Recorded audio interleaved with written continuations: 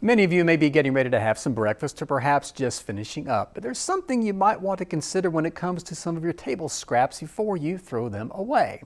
We heard from McLennan County Master Gardener Rihanna Alvarado moments ago here in Good Morning Texas about how we can use some of our food scraps and yard waste to start a process called composting, which can not only help your garden or lawn, but reduces the amount of trash going into the landfill. Right now, fellow McLennan County Master Gardener Robin Leby and my conversation with her about making the case for composting, starting out with breaking it down to the simple. It's very uncomplicated. You have greens and you've got browns. You've got carbon and you've got nitrogen. And the ratio that you're looking for is about a 30-to-1 ratio of carbons to nitrogen. So things like newspaper, things like cardboard, things like dried up leaves, those are considered carbons. And green waste, like from the kitchen, like green waste from garden clippings, from yard grass, those are considered nitrogen. Take it and turn it. Robin's compost pile is a big one.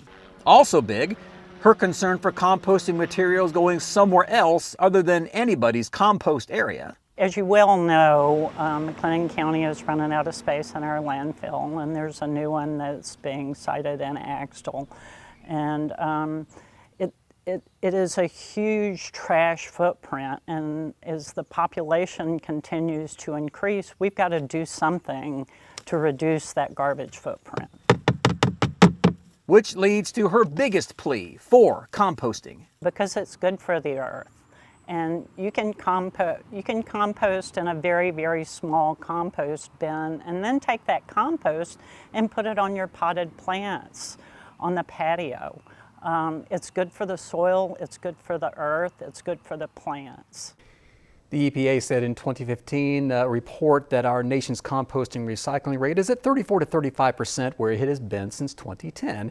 And nationally, composting of food rose from 194 million tons, that's 5% of food, to 2.1 million tons, that's 5.3%. Again, that is from the year 2015. Both Robin Leby and Rihanna Alvarado encourage you to visit the Texas A&M AgriLife Extension website to learn what you need to know about composting. And you might also want to contact your city's solid waste department to see if and where you can drop off your compost if you can't use it yourself.